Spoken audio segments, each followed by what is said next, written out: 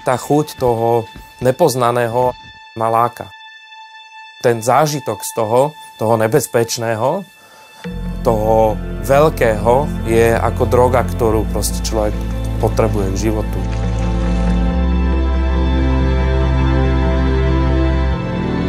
Je to časť môjho života.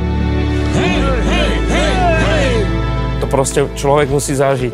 A čím viac zažívate to dobrodružstvo, kde si váži život, tak tým viac ho to pohlcuje.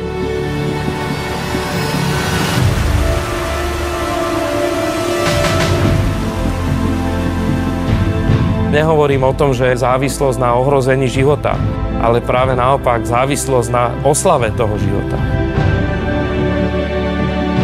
Mám pocit, že si ho musím vychutnať úplne naplno, lebo druhú šancu možno nedostanem.